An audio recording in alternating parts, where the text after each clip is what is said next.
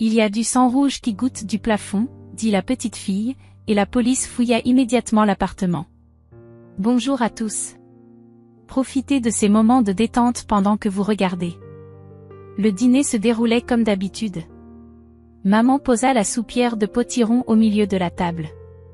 Grand-mère disposa soigneusement des tranches de pain grillé à côté d'une assiette de cheddar tandis qu'Emma, 6 ans, perchée sur sa chaise, tripotait sa serviette, les yeux fixés sur le plafond.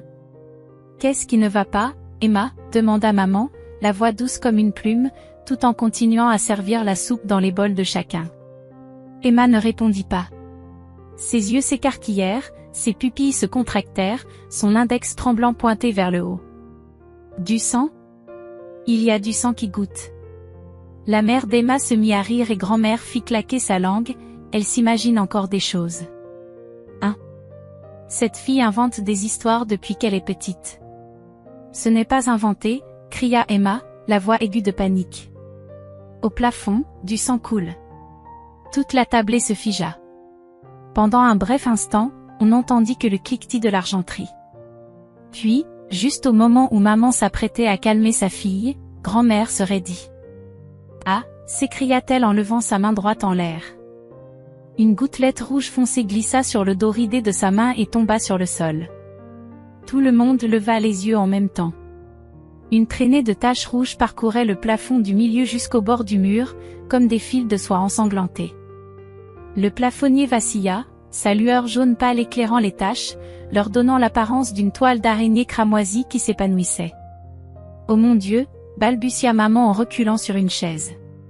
« Quelqu'un est blessé à l'étage » murmura le père d'Emma, déjà debout et se dirigeant vers la porte. Grand-mère serra sa main, regardant le sang couler le long de son poignet, le souffle coupé. « Ça, ce n'est pas de la peinture. Calmez-vous, dit papa. C'est probablement juste une fuite de tuyaux avec de l'eau rougeâtre, de la fausse peinture, quelque chose comme ça. Peut-être que quelqu'un à l'étage a renversé des produits chimiques, mais ça sent le métal. » Grand-mère grimaça. Probablement de la rouille ou de la vieille eau des tuyaux. Maman força un sourire, bien que son visage soit devenu blême. Il n'y a pas d'histoire de fantôme ici. Emma, arrête de dire des choses effrayantes comme ça. D'accord. Emma continuait de fixer le plafond. Ses lèvres étaient bleuâtres, sa main agrippant la serviette comme si c'était la seule chose qui la retenait au sol. Je le vois. Ça tombe. Ça goutte juste là où je suis assise. Arrête de parler comme ça, lança maman pour la première fois de la soirée. Il n'y a pas de sang. C'est juste de l'eau. Seulement de l'eau. Mais ça sent mauvais, maman. Ça sent le sang humain. Le père d'Emma s'approcha, tapotant l'épaule de sa femme. Je vais appeler la gérance de l'immeuble. C'est peut-être un tuyau cassé. Tu devrais aussi appeler quelqu'un pour nettoyer, ajouta grand-mère, toujours en regardant sa main. N'importe quoi, dit maman. Ça va sécher dans un instant. N'en faisons pas toute une histoire. Mais grand-mère tremblait, les larmes aux yeux. Je suis peut-être vieille, mais je connais l'odeur du sang. J'étais infirmière en chirurgie d'urgence, tu te souviens? S'il te plaît, maman. La mère d'Emma soupira en secouant la tête. Quelqu'un à l'étage s'amuse probablement. À ce moment, on frappa à la porte. Le père d'Emma l'entr'ouvrit et vit leur voisin du dessus, Steven, un homme de petite taille avec une barbe mal rasée et un fort accent de Brooklyn, debout avec une cigarette à moitié consumée à la main.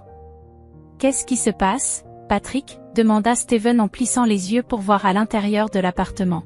« J'ai entendu crier. Notre plafond fuit de l'eau rouge, » expliqua Patrick, le père d'Emma. J'allais appeler la gérance. Peut-être que ça goutte de chez toi. Steven fronça les sourcils. Je n'utilise pas de peinture. Je n'ai pas d'animaux. Rien de rouge. Mais j'ai remarqué de l'humidité dans un coin de ma chambre. Ça sentait mauvais. J'ai cru que c'était un rat mort.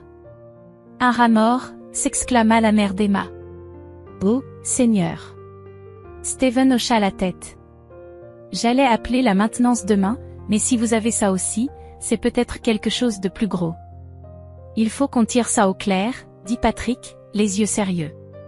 Emma regardait Steven de l'autre côté de la pièce, ses yeux s'écarquillant comme si elle venait de réaliser quelque chose. « Monsieur, vous le sentez ? » Ça respire. La pièce devint silencieuse. Steven se figea. « Respirer ? Qu'est-ce qui respire, ma petite ?» Emma se tourna vers sa mère, chuchotant si doucement que c'était presque inaudible. « Il y a une respiration là-haut dans le plafond. » Emma, cria maman, se précipitant vers elle et lui agrippant les épaules. « Arrête ça tout de suite. » La petite fille trembla, rampant sous la table, se tenant la tête, sans plus rien dire. Steven entra, regardant le plafond taché de sang, grimaçant. « Je pense que vous devriez appeler les flics. Ce n'est pas normal. »« Non, vous ne pouvez pas appeler la police, causera trop de problèmes, » dit la mère d'Emma, la voix aiguë. « Les gens vont penser que quelque chose ne va pas avec notre famille. » « Et si quelqu'un est blessé là-haut ou quelque chose de pire, intervint grand-mère. « Appelons d'abord un plombier, » insista Patrick. « Pas besoin de créer une panique inutile. » Steven soupira en sortant son téléphone. « Je vais appeler pour vous. Je connais un gars dans l'équipe de maintenance de l'immeuble. »« Merci », hocha la tête Patrick. « Je ne veux juste pas qu'Emma ait encore plus peur. » Mais Emma n'avait plus peur. Elle sortit tranquillement de sous la table, remonta sur sa chaise, toujours en fixant le plafond. Des gouttelettes rouges tombaient lentement. Elle tendit la main pour en attraper une. Sa main tremblait alors qu'elle chuchotait, « C'est chaud. » La mère d'Emma lui tapa légèrement sur la main, l'écartant. « Ne fais pas ça. Tu vas attraper une infection. Je voulais juste savoir si ça fait mal. » « Mal à quoi ? » Le sang ne fait pas mal. Ce n'est pas mon sang, maman, dit Emma, ses yeux semblant regarder à travers le plafond. C'est celui de quelqu'un qui est piégé. Le téléphone fixe sonna soudainement, faisant sursauter tout le monde. Patrick décrocha rapidement. Allô ? Oui, c'est le propriétaire de l'appartement 403. Oui, il y a de l'eau rouge qui fuit du plafond. Non, personne n'est blessé. Nous avons juste besoin que quelqu'un vérifie. La mère d'Emma se pressa le front, se tournant vers Steven. Avez-vous entendu ce qu'Emma a dit ? Elle a dit, c'est celui de quelqu'un qui est piégé. Steven ne répondit pas tout de suite. Il regarda simplement Emma pendant un long moment, puis hocha lentement la tête. J'ai vu quelque chose comme ça une fois en 97. Un appartement abandonné, un corps dans les murs, le sang s'infiltrait à travers le plancher. Ça suffit, cria presque la mère d'Emma. Je ne veux plus entendre d'histoires de fantômes. Ça s'arrête ici. C'est juste un plafond cassé. C'est tout. Mais, commença grand-mère, mais la mère d'Emma la coupa. Toi aussi, maman. Ne trouble pas davantage Emma. C'est ma fille. Je la connais mieux que quiconque. Pendant que les adultes se disputaient, Emma se tenait silencieusement, des larmes coulant sur son visage sans un bruit. Elle tourna le dos au plafond, serrant la serviette comme un talisman protecteur. Dehors, par la fenêtre, le ciel s'assombrissait. Un oiseau de nuit solitaire cria, lugubre et sinistre. Toute cette nuit-là, personne dans la famille d'Emma ne dormit. Le bruit des gouttes du plafond ne cessa pas, régulier et froid, comme une horloge égrenant le compte à rebours vers quelque chose de terrible. L'odeur métallique de rouille mêlée de moisie se répandit dans la cuisine. Chaque fois qu'un courant d'air se glissait par le cadre de la porte, l'odeur les giflait, leur rappelant que personne dans cette maison n'était plus en sécurité. Le lendemain matin, juste au moment où maman posait le filtre à café sur la cuisinière, grand-mère toussa violemment, le visage pâle. « Ça vient de la bouche d'aération », dit-elle en pointant l'ouverture ronde du plafond. C'est comme si quelque chose était piégé là-dedans depuis longtemps. Probablement juste de l'humidité, marmonna maman. Mais elle toussa sèchement juste après. Emma était assise tranquillement sur sa chaise, les yeux vides, tenant un lapin en peluche en lambeaux. Elle n'avait pas mangé depuis la veille. Une légère tache d'une goutte de sang essuyée marquait encore sa joue. « Il faut faire quelque chose », dit grand-mère, la voix tremblante. « Attendons la maintenance », répondit Patrick, la tension visible dans chaque pli de son front. « Non », secoua la tête grand-mère. « Je me sens étourdie, comme s'il n'y avait pas assez d'oxygène. C'est peut-être psychologique, lança maman. On panique tous pour rien. Emma rentra les épaules, sa petite voix à peine audible. Je n'imagine pas de choses. Tais-toi, Emma, siffla maman entre ses dents serrées. Combien de fois t'ai-je dit que ça suffisait? Assez, interrompit papa. Se disputer ne résoudra rien. J'appellerai la police si les réparateurs ne viennent pas aujourd'hui. À ce moment, la sonnette retentit. Une femme plus âgée en pull rouge, des lunettes pendant à son cou, apparut. Grace, la gérante du 2e étage. Patrick, je suis venue parce qu'il y a une odeur étrange dans mon appartement aussi, dit-elle, la voix inquiète. Je gère le 2e étage. Quelqu'un pulvérise quelque chose à l'étage? Une odeur métallique, n'est-ce pas? Demanda la mère d'Emma. Grace hocha la tête. Comme du métal et quelque chose en décomposition. J'ai mal à la tête depuis ce matin. Nous avons ressenti la même chose, intervint grand-mère. Et il y avait du sang qui gouttait du plafond hier soir. La bouche de Grace s'ouvrit en grand. Oh mon Dieu! Du sang d'où?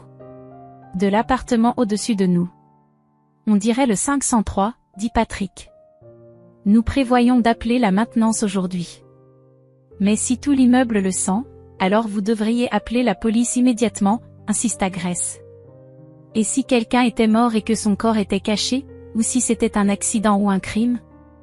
Ne dites pas des choses comme ça devant une enfant, lança la mère d'Emma. Emma ne dit rien. Elle continuait simplement de fixer la bouche d'aération. Après un moment, elle demanda doucement, si quelqu'un est piégé là-haut, peut-il appeler à l'aide? Grace regarda Emma, son expression s'adoucissant. Pauvre petite, une enfant si sensible. Je ne suis pas sensible, murmura Emma. Je l'entends frapper, comme des mains qui tapent sur du bois. La mère d'Emma hurla. Ça suffit. Tu es obsédée. Tu as besoin d'un psychologue. Emma éclata en sanglots, serrant fort son lapin en peluche, puis courut directement dans sa chambre et verrouilla la porte. Le bruit du peigne qui glisse résonna lourdement dans l'air épais. Tu as été trop dur, gronda grand-mère. Elle a besoin de limites. Plus elle écoute ces choses, plus il sera difficile pour elle de s'en sortir. Alors pourquoi tous les adultes se sentent-ils étourdis, rétorqua grand-mère. Grace s'éclaircit la gorge. Je vais déposer un rapport pour la gérance de l'immeuble.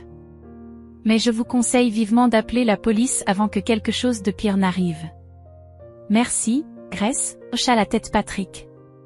Je vais appeler tout de suite. Après le départ de Grace, ils ouvrirent la fenêtre pour aérer, mais la puanteur métallique persistait. Même avec des huiles parfumées, elle flottait dans l'air comme un fantôme invisible. Environ 1 heure plus tard, Patrick posa le téléphone sur la table, le visage aussi tendu qu'un fil d'acier. Ce n'est pas si simple, dit Patrick. La police a dit qu'ils avaient besoin de signes clairs d'un acte criminel pour vérifier un autre appartement. Sinon, ils ne feront qu'enregistrer la plainte. Nous avons du sang qui goutte, cria la mère d'Emma. Mais personne n'est mort. Personne n'est blessé, répondit Patrick. Ils diront que c'est de la peinture, une blague, une fuite de tuyaux. Et les médias, suggéra grand-mère. Si ça devient public, Emma sera mise en pièces, dit maman. C'est juste une enfant. Comment peut-elle gérer ça? Des sanglots étouffés résonnèrent depuis la chambre d'Emma. Puis le silence. Maman frappa à la porte.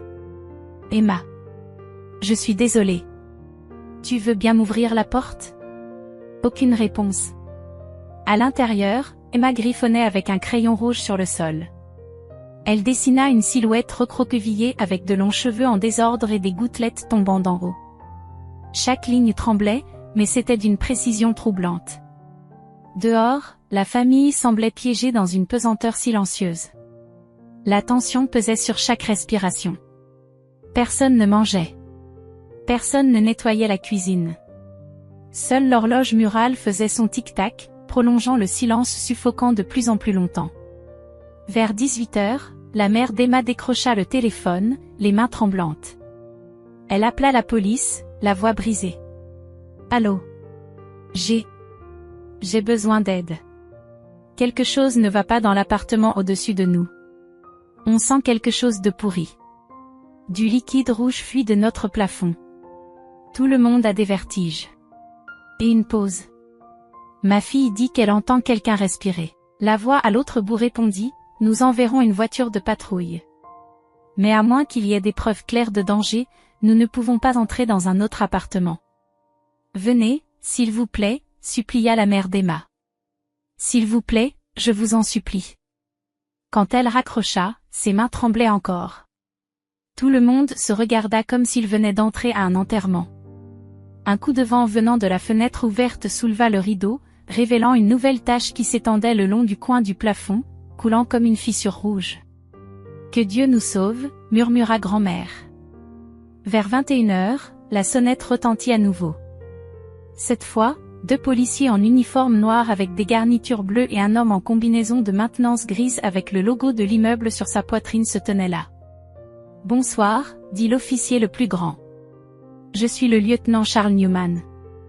Voici mon partenaire, le sergent Morgan.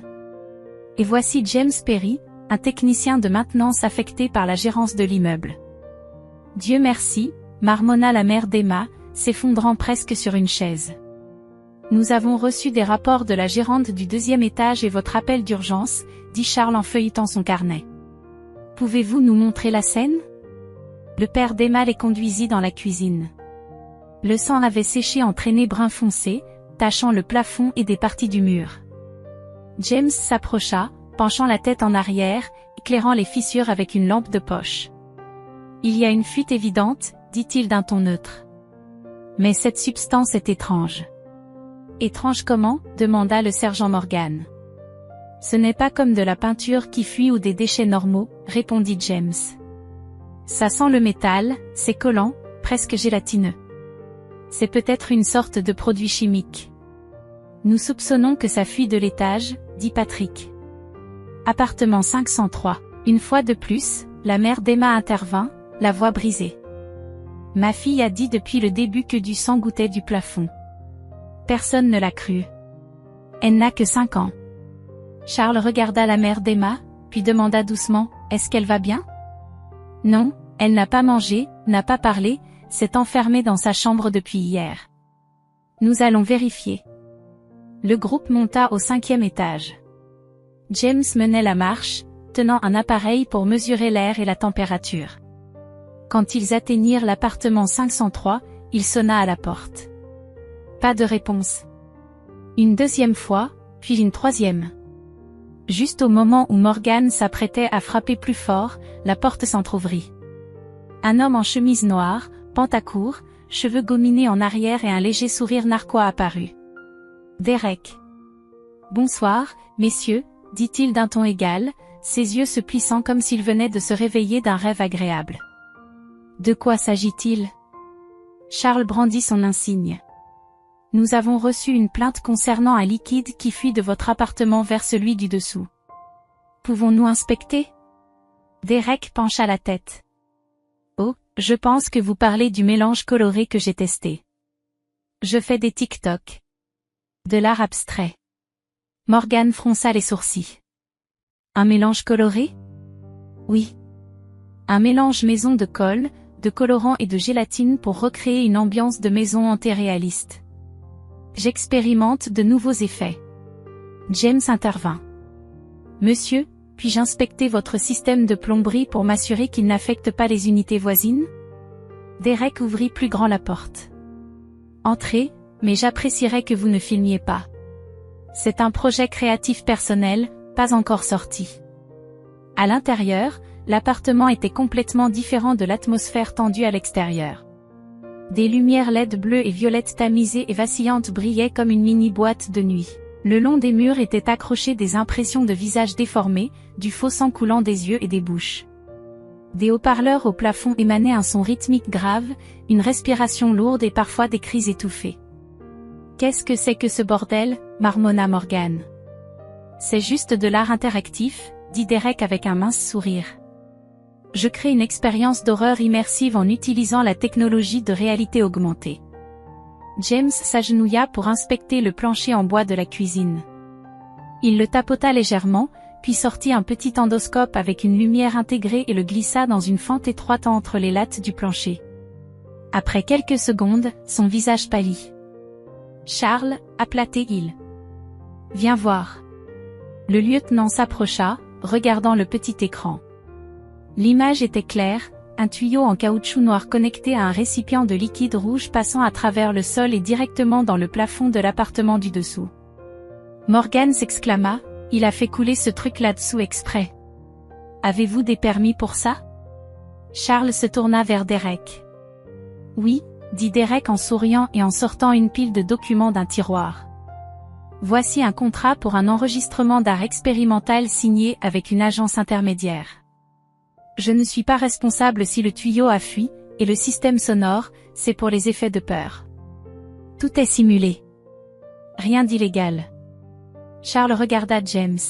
« Voyez-vous quelque chose d'autre d'inhabituel ?» James passa derrière un rideau où un boîtier de commande mural était installé. Il l'ouvrit. « Un système de brumisation, » dit James. « Il ajoute de l'humidité avec une simulation d'odeur métallique. Mais je soupçonne qu'il y a des composés soufrés. Ça nécessite une analyse en laboratoire. » « Comment la gamine a-t-elle entendu respirer alors ?» demanda Morgan. Derek eut un sourire narquois. « Probablement parce que j'ai installé des haut-parleurs directement sous le plancher. Un son à basse fréquence. Les adultes ne le remarquent pas autant. »« Et vous l'avez laissé tourner toute la nuit ?» grinça des dents Charles. « J'étais en direct. Ma chaîne a plus de 200 000 abonnés. Ils adorent les expériences réalistes. Avez-vous obtenu la permission de l'immeuble ? Pas besoin. Je n'ai pas modifié la structure. » Charles baissa la voix vers James. « Avons-nous des motifs pour demander un mandat de perquisition complet ?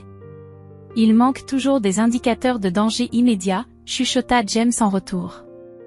Nous devons d'abord analyser les échantillons. Tout ce qu'il fait est juste à la limite de la légalité. Merde. Derek sourit. Puis-je vous offrir un verre d'eau, messieurs ? Non, merci. Charles recula, les poings serrés. Nous allons documenter temporairement l'incident et faire un rapport aux enquêteurs supérieurs. Vous n'avez pas le droit d'effacer, de modifier ou de déplacer aucun équipement. Bien sûr, je coopérerai pleinement. Quand ils quittèrent l'appartement 503, Emma se tenait tranquillement sur le seuil de la porte en bas, regardant vers le haut. Personne ne dit un mot. L'air semblait aussi lourd qu'une pierre, et Derek, baigné dans la lumière jaune du couloir, souriait toujours comme si de rien n'était. Le lendemain matin, alors que la famille était encore sous le choc de l'inspection, une enveloppe jaune fut glissée sous la porte. La mère d'Emma la ramassa, l'ouvrit, et à l'intérieur se trouvait une copie d'un épais document papier avec un sceau notarié. Le titre en lettres capitales grasses, avis de poursuite pour dommage à la réputation personnelle et commerciale. Son visage devint blême. « Qu'est-ce que c'est ? Laisse-moi voir. » Patrick le prit, le parcourut rapidement, puis leva les yeux, choqué. « C'est de l'avocat de Derek. Il menace de nous poursuivre pour diffamation et obstruction à une activité artistique légale. »« Non, c'est impossible, » balbutia la mère d'Emma. « Nous n'avons fait que rapporter la vérité à la police.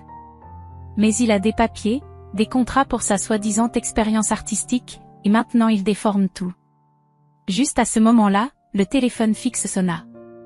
Grand-mère s'apprêtait à répondre quand la mère d'Emma l'attrapa et pressa le combiné contre son oreille. Une voix masculine lente et froide parla. « Bonjour. C'est Samuel Harris, représentant légal de Derek. Je vous appelle pour vous informer que mon client estime que sa réputation a été gravement endommagée par les accusations sans fondement de votre famille. Vous me menacez, » serra la mère d'Emma le téléphone. « Je ne fais qu'appliquer la loi. Si votre famille ne présente pas d'excuses publiques dans les 48 heures, nous engagerons une action en justice. » Des excuses ? Vous êtes fou ? Ma fille est traumatisée. Mon père a failli s'effondrer. Et toute ma famille a été rendue malade et terrorisée par son projet artistique malsain. C'est une question de perception subjective. La loi n'exige pas que l'art rende les gens à l'aise. Et pour l'instant, il n'y a aucune preuve prouvant que l'appartement 503 est une source de danger. Nous avons la vidéo de l'endoscope du technicien. La police n'a pas émis de conclusion officielle, n'est-ce pas? D'ici là, toute déclaration affectant la réputation de mon client peut être considérée comme diffamatoire. La mère d'Emma était sans voix. Nous surveillerons les réseaux sociaux, les médias d'information et même les déclarations sur les forums résidentiels. Tout comportement incitant la communauté contre mon client sera poursuivi, continua Samuel. Salaud, siffla la mère d'Emma en raccrochant brutalement le téléphone. Patrick demanda, c'était qui? Son avocat, qui menace de nous poursuivre si nous ne nous excusons pas publiquement. Ça ne peut pas être vrai. Nous sommes les victimes. Grand-mère s'affaissa sur une chaise, se tenant la poitrine. Tout est sens dessus-dessous. On frappa à la porte, les interrompant. Patrick ouvrit. C'était Steven, le voisin du dessus. Patrick, je viens d'apprendre que l'avocat de Derek est allé au bureau de la gérance. Il demande qu'il sanctionne votre famille pour avoir harcelé un résident légal. Quoi? Et ce n'est pas tout, dit gravement Steven. Je l'ai entendu menacer que si quelqu'un interfère avec son travail artistique, il déposera une plainte auprès du conseil municipal pour discrimination culturelle. Discrimination culturelle, cracha la mère d'Emma. C'est de l'obsession. C'est malsain. Mais il a le langage, l'avocat et une énorme plateforme sur les réseaux sociaux. Et nous, qu'avons-nous? Une enfant traumatisée et un plafond qui goûte du sang, dit-elle amèrement.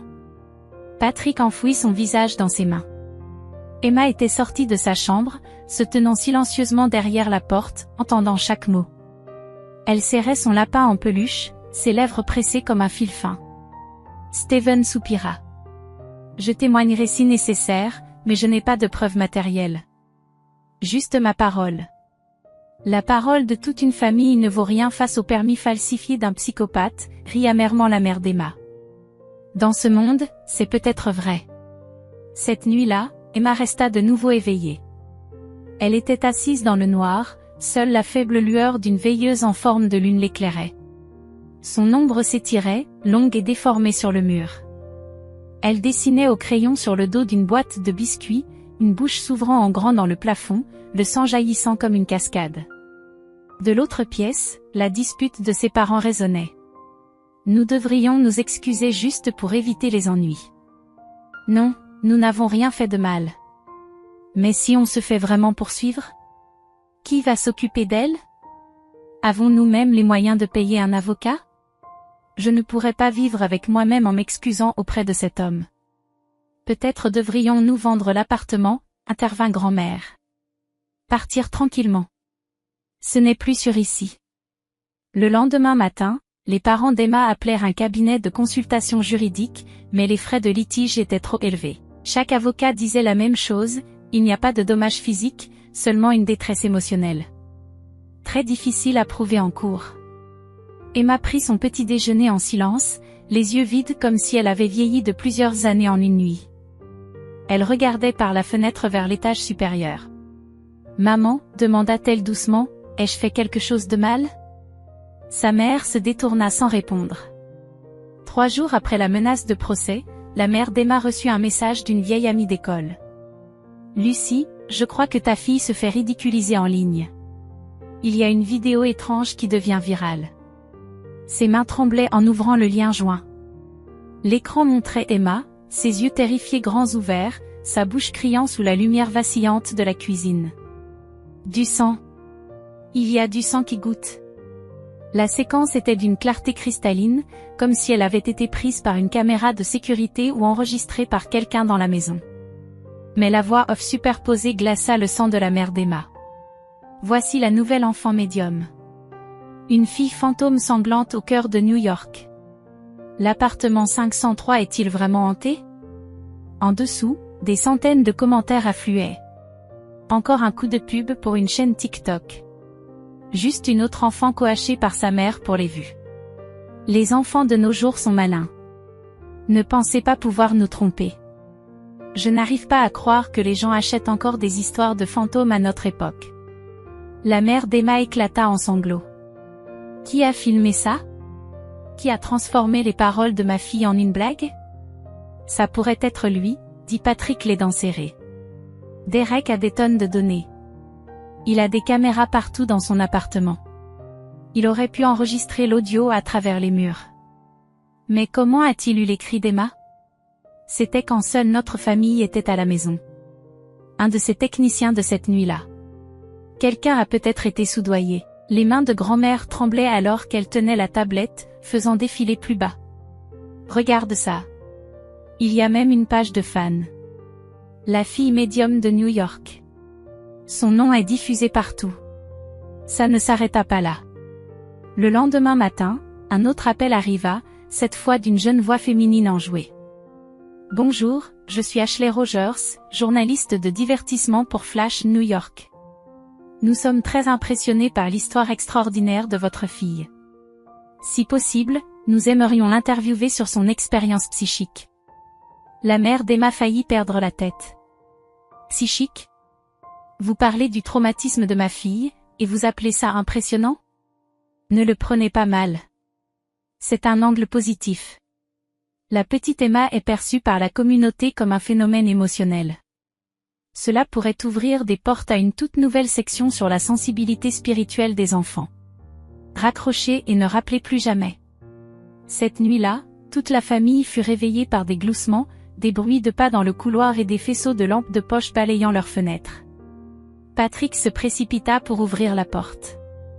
3 jeunes gens diffusaient en direct sur leur téléphone, des caméras montées avec des lumières LED. L'un portait un masque de fantôme, un autre une chemise éclaboussée de faux sang. Et. C'est le légendaire plancher qui saigne. Regardez, tout le monde, voilà l'appartement d'Emma. La gamine qui a vu le fantôme saigner à travers le plafond. Patrick hurla, sortez d'ici. C'est une propriété privée. L'un d'eux recula, un sourire narquois à la caméra. Oh, regardez. Le père de la fille fantôme est apparu. Il est en colère, les gars. Appelez la sécurité. Cria la mère d'Emma. On ne fait rien d'illégal, rirent les streamers en direct. On filme juste en public. Détendez-vous. Au moment où la sécurité de l'immeuble arriva, le groupe était parti. Mais le lendemain matin, la vidéo était déjà sur TikTok et YouTube. Face à face avec la famille de la fille médium. Pourquoi sont-ils si en colère si c'est la vérité? À l'école, les chuchotements commencèrent. Les enfants murmuraient chaque fois qu'Emma entrait dans la classe. Un garçon lui dit droit dans les yeux, « Es-tu un fantôme ?» Son institutrice, Madame Beth, appela la mère d'Emma à l'école. « Je suis désolée, mais cela cause beaucoup de problèmes en classe. » D'autres parents se plaignent. Ils se plaignent? Ma fille est la victime. Ils disent qu'elle perturbe l'équilibre de la classe, qu'elle rend les autres enfants anxieux. Certains ont suggéré de déplacer Emma dans une classe spéciale ou qu'elle fasse une pause de l'école. La mère d'Emma éclata en sanglots. Elle n'a rien fait de mal. Nous ne la blâmons pas, mais les médias et les réseaux sociaux ont brossé un tableau. Emma n'est plus vue comme une simple élève normale. En rentrant à la maison, Emma ne dit pas un mot. Elle alla directement dans sa chambre, ferma la porte et sauta le dîner. Cette nuit-là, quand sa mère ouvrit la porte pour voir comment elle allait, Emma était assise à l'intérieur de son placard, serrant son lapin en peluche déchiré. Ses yeux étaient vides alors qu'elle chuchotait, « Je ne parlerai plus. Je suis désolée. S'il vous plaît, ne me regardez plus. » Sa mère s'effondra devant sa fille, la serrant fort, sanglotant. « Non, ce n'est pas ta faute. C'est ma faute. C'est la faute de ce monde. » Patrick était assis dans le salon en silence. L'appartement n'était plus un havre de paix. Il était devenu un piège suffocant rempli de la puanteur métallique et du martèlement invisible de quelque chose que personne ne voulait nommer. La famille était piégée dans la honte et la peur. Le lendemain matin, ils reçurent un avis officiel de la gérance de l'immeuble. Il est strictement interdit de partager des images, des informations, des déclarations ou tout contenu lié à l'incident de l'appartement 503 en dehors des canaux résidentiels internes. Toute violation sera soumise au règlement de l'immeuble et à la loi applicable. La phrase finale, en gras comme un coup de couteau tranchant leur dernier espoir fragile. Toute forme de signalement personnel peut entraîner des poursuites pénales en vertu du Code pénal américain pour diffusion de fausses informations causant des troubles à l'ordre public. Patrick frappa la table. Ils nous avertissent et nous font taire. On est traités comme des criminels alors que c'est nous qui avons signalé, cria la mère d'Emma. Grand-mère relut la lettre 3 fois, les mains tremblantes, avant de la laisser tomber. Elle resta assise, figée. Je n'ai jamais vu une société se boucher les oreilles aux paroles d'un enfant comme ça. À ce moment-là, le téléphone de la mère d'Emma sonna. Un numéro inconnu. Elle hésita, puis décrocha. Une voix masculine froide parla. Ceci est un rappel. Si vous continuez à partager des informations non vérifiées, vous pourriez faire face à des poursuites pénales. Qui êtes-vous? Je suis juste quelqu'un qui parle au nom de la loi.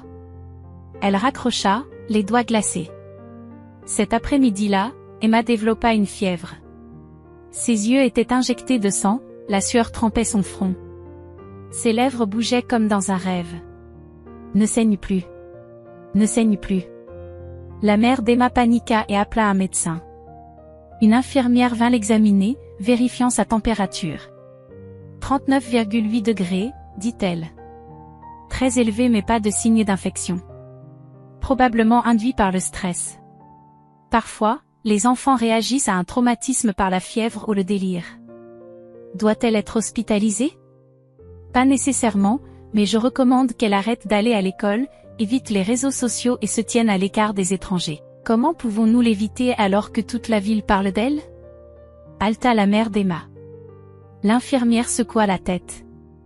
Je ne sais pas, mais si c'était mon enfant, je l'emmènerais loin d'ici. Après le départ de l'infirmière, la mère d'Emma s'assit près du lit de sa fille, la regardant respirer lourdement. Emma serrait sa couverture fermement comme si c'était la seule chose à laquelle se raccrocher dans un monde où personne ne la croyait plus. Cet après-midi-là, Madame Beth appela de nouveau. Lucie, je dois te parler. Vas-y, les parents de la classe 1B ont soumis une pétition demandant que l'école traite la situation d'Emma. La traiter? C'est elle la victime. Certains disent qu'Emma provoque une perturbation psychologique collective. Que son comportement effraie les autres élèves. Mon Dieu, elle n'a que 6 ans. Je sais, mais certains demandent une évaluation psychiatrique ou au moins une suspension temporaire. As-tu entendu ses cris cette nuit-là? Elle est vraiment traumatisée. Je crois Emma, mais la pression des parents est trop forte. L'école ne veut pas de scandale. Alors maintenant, toute la faute est rejetée sur une enfant. Je suis désolée, Lucie. La mère d'Emma raccrocha et enfouit son visage dans ses mains. Cette nuit-là, Patrick était assis seul dans le salon à boire. Ses yeux étaient plus sombres que jamais. Je suis fatigué. Peut-être devrions-nous déménager. Vendre l'appartement. Changer le nom d'Emma. Recommencer à zéro. Tu penses qu'on peut s'échapper? Les choses sur Internet ne disparaissent jamais. Emma sera appelée la fille fantôme de New York pour toujours.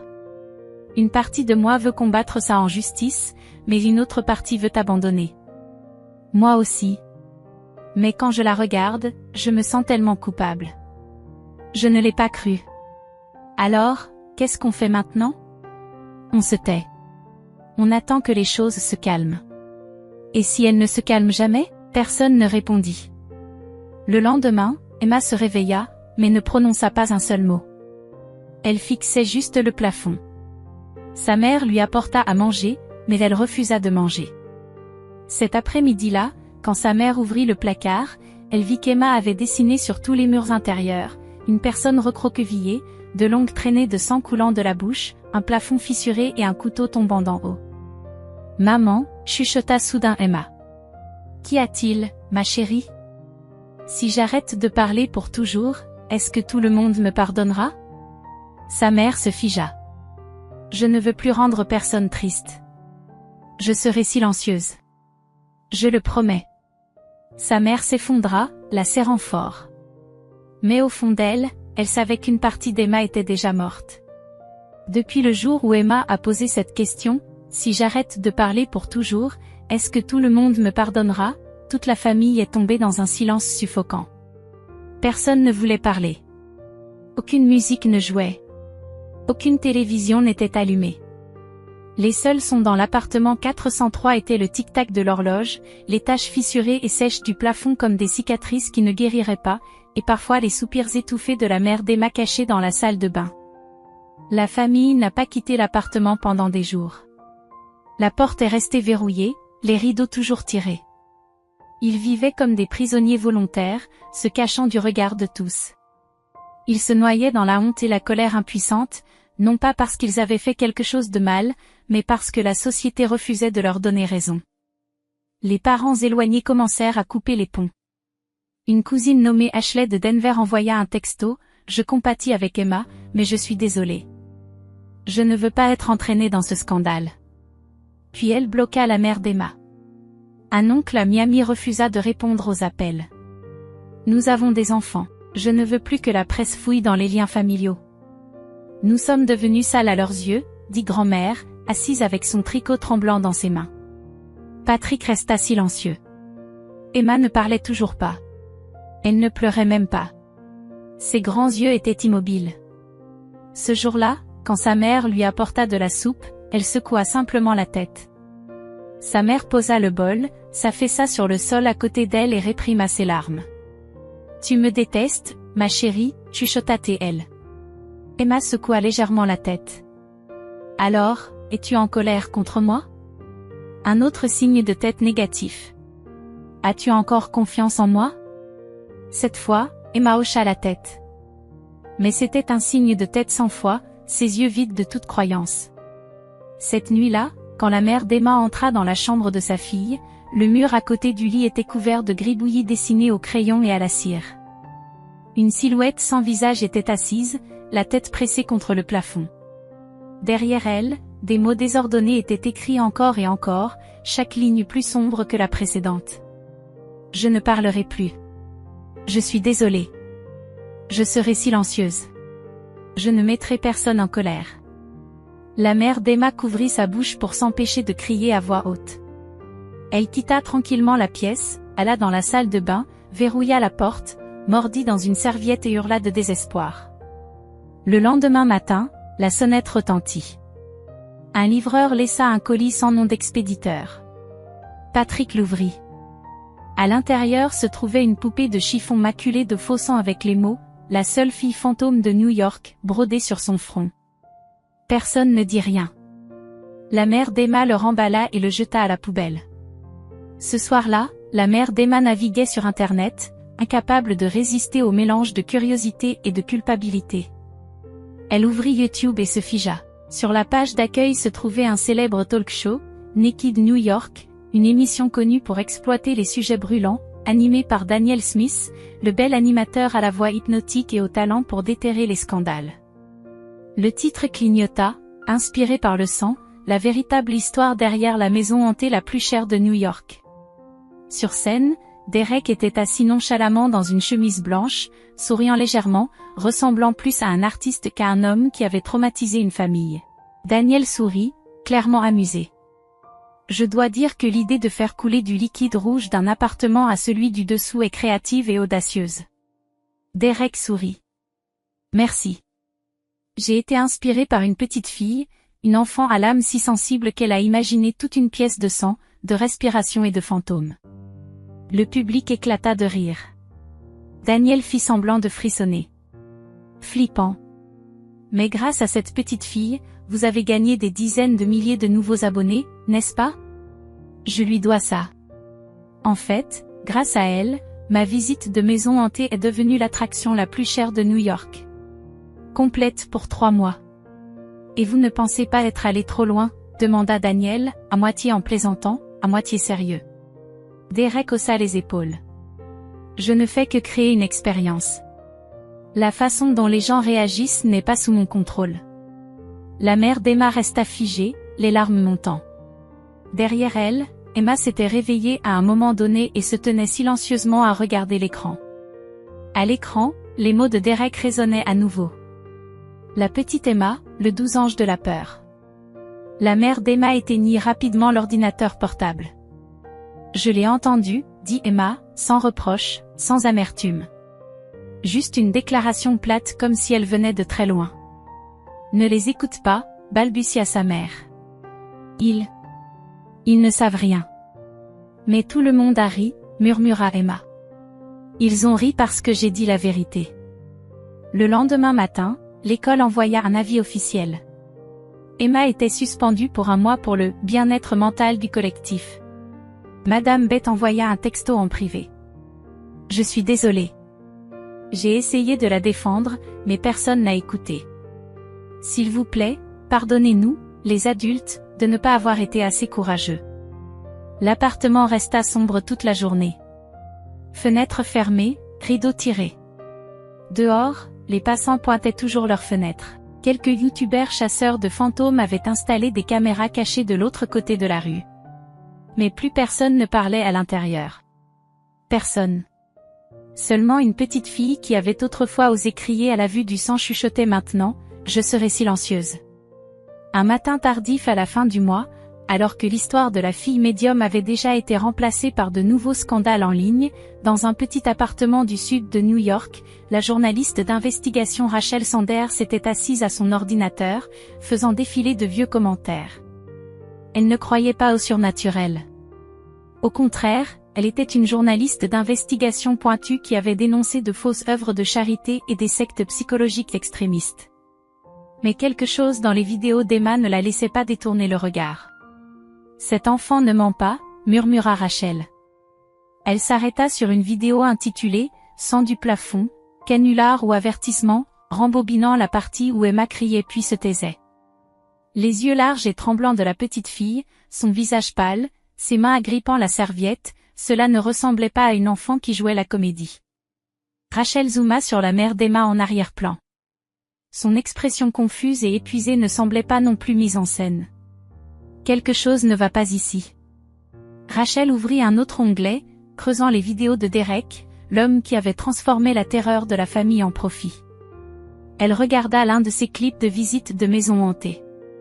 Des lumières vacillantes, des cris simulés, des plafonds équipés de tubes de liquide rouge qui semblaient presque identiques aux images de la maison d'Emma.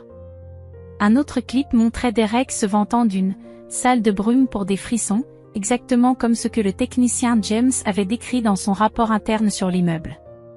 Familier. Rachel sortit de vieux dossiers. Puis elle le trouva. Derek avait été averti il y a 2 ans pour avoir organisé une visite illégale de maison hantée à Brooklyn. Certains étudiants qui y avaient assisté avaient subi un traumatisme psychologique. L'un d'eux avait même eu besoin d'une thérapie pour une phobie de respiration dans le noir. Mais l'affaire avait été classée lorsque Derek avait prétendu que c'était une simulation artistique. Merde. Rachel commença à contacter des gens. Elle envoya des messages à des personnes qui avaient commenté ses visites. Un homme, Victor Adams, accepta de parler. J'ai participé à la visite de Brooklyn l'année dernière. Derek prétendait que c'était une maison hantée, mais c'était juste un appartement loué qu'il avait remodelé.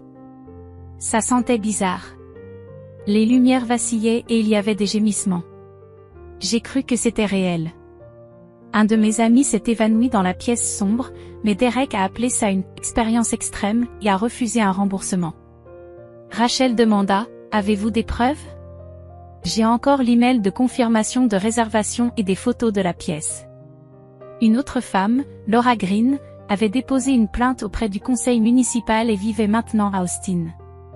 Je l'ai signalé parce que ma jeune sœur a eu des crises de panique après cette visite de maison hantée. L'avocat de Derek m'a envoyé une lettre de menace m'accusant de diffamer la réputation d'un artiste. J'ai eu si peur que j'ai supprimé mon poste. Rachel demanda, avez-vous toujours la lettre? Je ne l'ai jamais supprimée. Elle me fait encore peur. Et puis Rachel contacta quelqu'un de crucial, le technicien James, le même employé de maintenance de l'immeuble qui avait inspecté l'appartement 503 avec la police. Il accepta de la rencontrer dans un petit café près de Central Park. Je n'ai pas le droit de parler publiquement, dit James, mais je me sens mal à l'aise depuis. La police ne pouvait rien faire ce jour-là. Avez-vous toujours des photos ou la vidéo de l'endoscope des tuyaux de liquide rouge? James regarda autour de lui, puis sortit son téléphone, ouvrant un dossier. Des images du tuyau en caoutchouc partant de l'appartement de Derek et descendant dans le plafond en dessous. Une note révélait que les produits chimiques de la machine à brume contenaient des irritants soufrés et ferreux pour le nez et les yeux en cas d'exposition prolongée. C'est ça, souffla Rachel. Je me sentais impuissant. En regardant cette fille, Emma. Je savais qu'elle n'imaginait pas, Rachel hocha la tête. Elle rentra chez elle et compila tout dans un dossier. Photos et vidéos de l'endoscope de James. Email de confirmation de la visite illégale de Derek à Brooklyn. Témoignage de Laura Green avec la lettre de menace de l'avocat. Une liste de 8 personnes que Derek avait trompées, collectées sur des blogs, des forums et des rapports de consommateurs. Elle imprima tout, l'agrafa et le titra, le dossier Derek, le faux artiste et son préjudice psychologique. Elle envoya une copie à un vieil ami du NIPD, le détective Paul Nelson.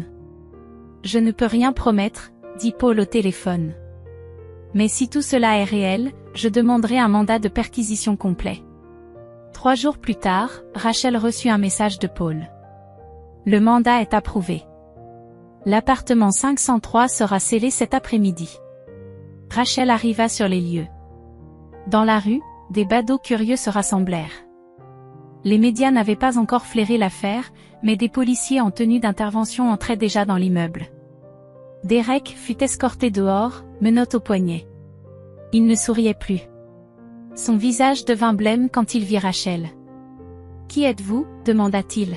« La personne qui vous a obligé à vous regarder à nouveau. » Les autorités entrèrent et saisirent tout l'équipement, les haut-parleurs à infrastructure, les pulvérisateurs de gaz, les réservoirs de produits chimiques et les contrôleurs de programmation lumineuse, qui n'étaient tous pas déclarés pour l'utilisation. Les comptes bancaires de Derek furent gelés. Son contrat d'art expérimental fut jugé avoir été signé avec une société écran, sans numéro d'identification fiscale, une fausse adresse. Une semaine plus tard, les médias rapportèrent simultanément: la police de New York arrête l'artiste en ligne Derek, opérateur de visites illégales de maisons hantées, pour utilisation de dispositifs hallucinogènes et distribution d'images d'enfants non autorisées. À l'intérieur de l'appartement 403, la mère d'Emma était assise, figée à la table de la cuisine, regardant l'écran de télévision. L'émission montrait Derek menotté, escorté dans une voiture de police. Le journaliste commenta: l'affaire a été révélée grâce au dossier d'enquête fourni par la journaliste Rachel Sanders, basé sur l'expérience traumatisante de la famille de la petite Emma. Le témoin de 6 ans, autrefois considéré comme ayant une imagination débordante. Grand-mère posa sa main sur l'épaule de la mère d'Emma. Toute la famille tomba dans le silence. Puis, de la porte de la chambre, Emma sortit. Elle regarda l'écran, puis se tourna vers sa mère et demanda doucement: « Est-ce que je peux parler à nouveau ?» Sa mère éclata en sanglots, ouvrant grand les bras. « Tu as toujours eu le droit de parler, et cette fois, tout le monde t'écoutera. » En seulement 72 heures après le mandat d'arrêt de Derek, l'affaire est devenue une sensation nationale. Des reportages spéciaux étaient diffusés en continu. Dans une émission d'analyse de CNN, la journaliste chevronnée Anna Vance commenta: « Nous venons d'assister à la combinaison des médias, d'une enquête indépendante et d'un avertissement ignoré, un avertissement d'une enfant de 5 ans. La faute n'est pas celle de l'enfant. La faute incombe à la société dans son ensemble, des adultes qui ont oublié que parfois la vérité vient de la plus petite voix. » Le même jour, le département de police annonça officiellement les chefs d'accusation contre Derek: fraude commerciale et exploitation d'un service sans licence, violation des règlements de sécurité des bâtiments résidentiels, harcèlement et exploitation illégale d'images d'enfants, abus de la liberté artistique pour dissimuler des activités illégales. Lors d'une conférence de presse, le porte-parole de l'enquête déclara clairement: le liquide rouge qui goûtait dans l'appartement 403 n'était pas un colorant inoffensif, mais un mélange contenant des substances qui stimulaient l'odorat et provoquaient de légères hallucinations à haute intensité. Des sons à basse fréquence étaient continuellement diffusés depuis le plafond, suffisant pour déclencher la panique chez des individus sensibles. La famille du dessous était entièrement victime, demanda un journaliste. Nous confirmons qu'il n'y a eu aucune faute de leur part. Une semaine plus tard, le réseau de télévision nationale envoya une invitation officielle à Emma et à sa mère. Nous aimerions organiser une conversation en direct, non seulement pour laver le nom d'Emma, mais aussi pour diffuser le message de protection des enfants contre la manipulation sur les réseaux sociaux. La mère d'Emma tenait la lettre, les mains tremblantes. Elle la tendit à son père, puis à sa grand-mère avant de regarder Emma. « Le veux-tu » Emma se mordit la lèvre, puis hocha légèrement la tête. La diffusion en direct eut lieu le vendredi après-midi. Le studio était bondé. Des millions de téléspectateurs regardaient en direct. L'émission était animée par la célèbre journaliste Clara Turner, connue pour sa crédibilité sur les sujets d'intérêt humain. Bienvenue à « La vérité ne reste pas silencieuse », commença Clara. Aujourd'hui, nous avons l'honneur d'accueillir deux invités spéciales, Madame Rachel et la petite Emma. Le public applaudit. Rachel était assise à côté d'Emma, tenant fermement la main de la jeune fille. Clara demanda doucement, « Rachel, qu'est-ce qui vous a poussé à commencer cette enquête ?»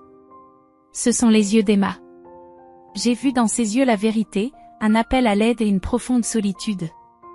Je me suis demandé, pourquoi la société restait-elle silencieuse ? Clara hocha la tête, puis se pencha plus près, regardant droit dans les yeux Emma. Et Emma, aujourd'hui, y a-t-il quelque chose que tu aimerais dire à tout le monde ? Emma serra la main de Rachel, prit une profonde inspiration et parla d'une voix petite mais ferme. Je ne veux pas que quelqu'un d'autre reste silencieux comme je l'ai fait. Si vous voyez quelque chose d'étrange, n'ayez pas peur de parler. Même si les gens rient, vous devez quand même parler. Le studio éclata en applaudissements tonitruants. Les yeux de Clara s'emplirent de larmes. Tu es très courageuse. Merci de n'avoir jamais cessé de croire en la vérité. Quelques heures seulement après la diffusion, les réseaux sociaux changèrent radicalement. Du hashtag Filmedium, la communauté créa hashtag Emma courageuse et hashtag écoutez les enfants. De nombreux journalistes, enseignants et psychologues commencèrent à s'exprimer. Les enfants n'imaginent pas tout. Parfois, ils voient ce que les adultes choisissent d'ignorer. Nous devons réapprendre à écouter avec un cœur ouvert et du respect pour la sensibilité des enfants. Le silence n'est pas une option. Soutenez les enfants. Lors d'une réunion d'urgence, le conseil municipal adopta une résolution, une interdiction permanente des visites de maisons hantées à New York. Les victimes précédemment escroquées par Derek déposèrent simultanément des demandes d'indemnisation. La décision du tribunal stipulait, tous les clients des visites illégales recevront un remboursement complet. Les personnes affectées psychologiquement peuvent demander une assistance juridique gratuite du fonds d'urgence de la ville. Un mois plus tard, l'ancienne école d'Emma invita sa famille à revenir. L'enseignante Beth attendait à la grille, prenant la main d'Emma, les larmes aux yeux. « Je suis désolée de ne pas t'avoir protégée quand j'aurais dû, » dit-elle. Emma sourit, son premier vrai sourire après tant de jours sombres. Le conseil scolaire organisa une petite cérémonie devant toute l'école. Le directeur déclara, « Nous sommes honorés de décerner le titre de « jeune témoin courageux » à Emma, qui nous a rappelé la valeur de la vérité et de la résilience. » Une plaque de bois fut gravée à son nom, Emma, la fillette de 5 ans qui a osé dire les mots que personne d'autre n'osait entendre. L'immeuble où vivait la famille d'Emma changea également. Le comité des résidents tint une réunion d'urgence et adopta de nouvelles réglementations, interdiction de toutes les activités de tournage et de diffusion non déclarées, renforcement de la sécurité des couloirs et des systèmes de surveillance, fourniture d'un soutien psychologique aux résidents affectés par l'incident. Grace, la gérante du dessous, vint personnellement à leur appartement, serrant la mère d'Emma dans ses bras. « Je suis désolée que nous n'ayons pas pu faire plus. Nous devons des excuses collectives à cette petite fille. » Steven, le voisin du dessus, baissa la tête.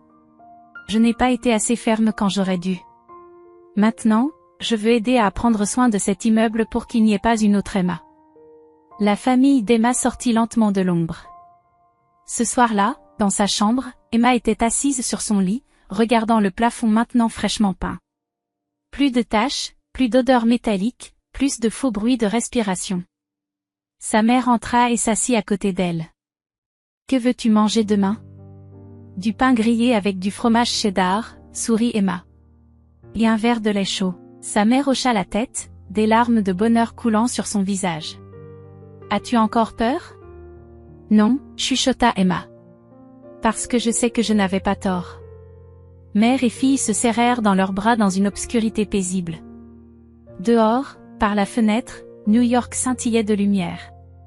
Plus un lieu de silence et de tromperie, mais un lieu où la vérité avait parlé par la voix d'un enfant.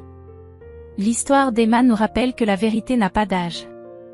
Les enfants peuvent voir, sentir et parler de choses que les adultes ignorent souvent. Le silence face à la peur ou le doute envers les paroles d'un enfant peut laisser les victimes abandonnées dans l'obscurité. La société doit réapprendre à écouter avec un cœur ouvert et du respect pour la sensibilité des enfants. La justice ne vient que lorsque nous sommes assez courageux pour faire face à nos erreurs et défendre la vérité, même lorsque cette vérité ne mesure pas plus d'1 mètre.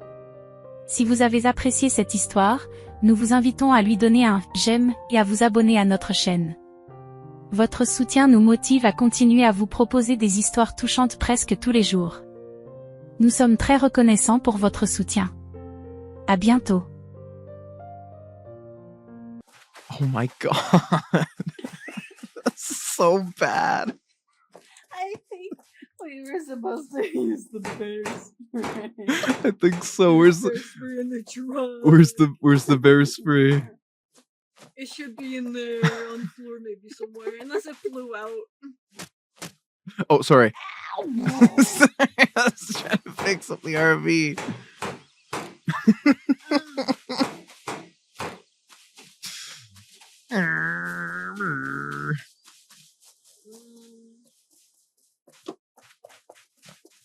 I don't see any bear spray in here. It might have flew out.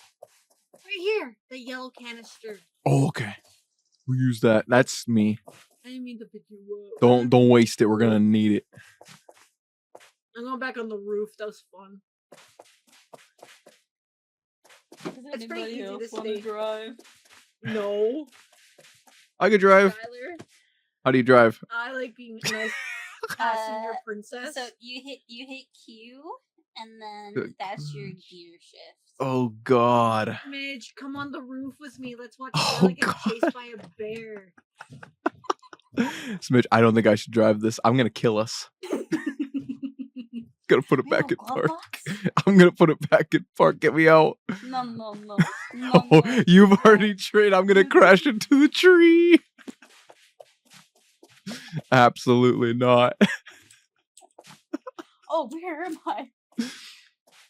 Okay, I got the bear spray ready. I'm gonna get this guy. Are you sitting down? Not yet. 'Cause I think you kind of need my instructions on how to get around this part. Why I no go? Why? Hello? Oh. Did we turn the what? Why can't I go?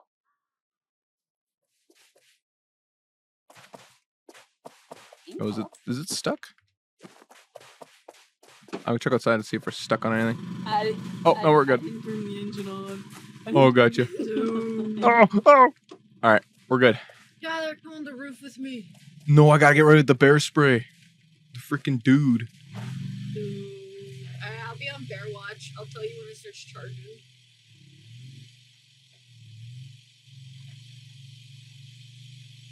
I'm actually safe right here, I think.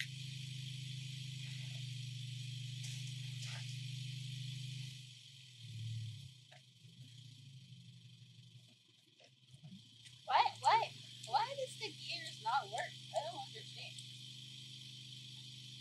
Is it because our engine's broken? I can't shift gears out of place. There is that like little icon. I don't know if that actually means anything.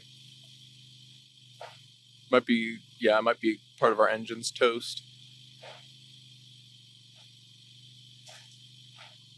Where's that guy? I gotta go right? I don't see the bear yet. Yeah, a little to your right. What am I stuck on? Yeah, I'm gonna check it out. Oh, I'm out of the seat. Yeah, a little to your right. The bear's here! Oh my god, look out! Look out! He's gonna jump me! Oh my god, I'm gonna die! I'm gonna die! He's right behind me! Get on. Go, just keep going. Just the RV's gonna fall!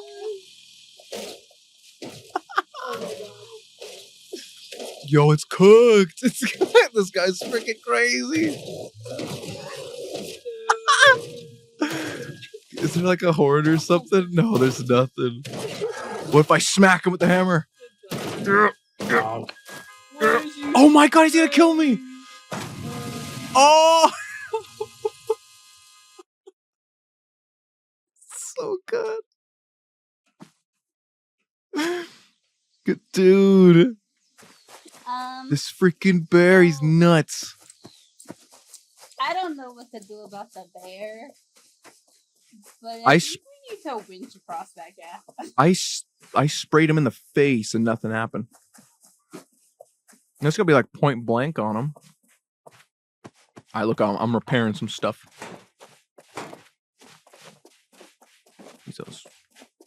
What else needs repairing?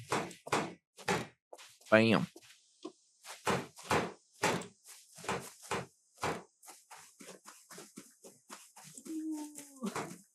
Where do you put the other? Alright, there we go. Is there a radio? We just got 2 walkies. Oh no, there's a this is the winch controller. Do I insert? Okay, now we need to just start off with a little bit of an intro, little jingle. Okay, what can we do here? Ba-doop-a-doo, no, it's not good. Maybe a little more chanty. Away, away, away, away, away, away. Oh yeah, that's pretty good. Okay. Am I waving for you? No, you're just kind of like wobbling. Welcome to Absolute Calm with This is hold Austin, control. where I to teach you wait. how to achieve absolute calm. Now I know what you're thinking. Austin, what is absolute calm? Austin, why would one want to achieve the absolute calm? Austin, that sounds nice and all, but I have a family to care for. I don't have time for calm. Dear listener, please note that absolute Oops. calm will not result in a reduction of productivity, but instead it will increase it. The absolute calm will bring clarity to your mind, shedding the unnecessary burdens of the world, and laser your focus. What is that? on Oh, things that matter. you can But just Austin, spam. what if I'm incapable of achieving this? You can. We I all can't move. can. I It can't. is I a can't gift turn. from the ancient Anunnaki of Nibiru, and as such, the absolute calm exists in all of us at all times. Dude, in the freaking absolute calm. Where's Critty? But I will help you achieve it in this 8-part series. Sky, I can't turn. What? Oh, my mic was muted. Accessing the Oopsies. absolute calm comes with all Hold on, I got you. such as lower I blood can only pressure, turn if I more hit efficient control. vitamin absorption, reaching an ideal weight, a reduction in What? chronic fatigue, improved mobility, Would you more guys regular please? bowel movements, and achieving I can only alignment, often in turn if tandem I with hit the bowel control. With this What if we- step-by-step guide, you too will reach the What if we absolute fix calm. this? Guru Shaka to you, my child, and I will see you in the next lesson. No, I'm gonna fix you. It's okay. I can't turn if I don't hit control. What the fuck? Oh, oh, you fixed? No, Beating me up. I can't turn. Maybe no. I don't know if like, is there a problem with leaving and rejoining? Try it. I think we're cooked. I can't turn. Smidge can only turn when they hold control, I think. Oh, we got another bear spray. I don't know what to do. Just back out and rejoin. See if you can rejoin. Hi, Jax. Welcome in, dude. We've been attacked Is by there a bear way for you to twice. kick me? Manage session? I can kick you. Want me to kick you? Oh wait, can you restart us from checkpoint? If that fixes it.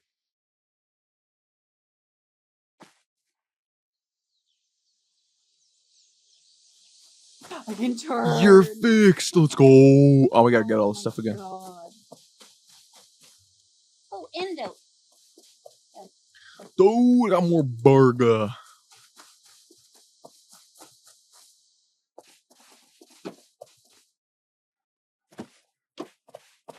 We can make more burger. Borg. Borga.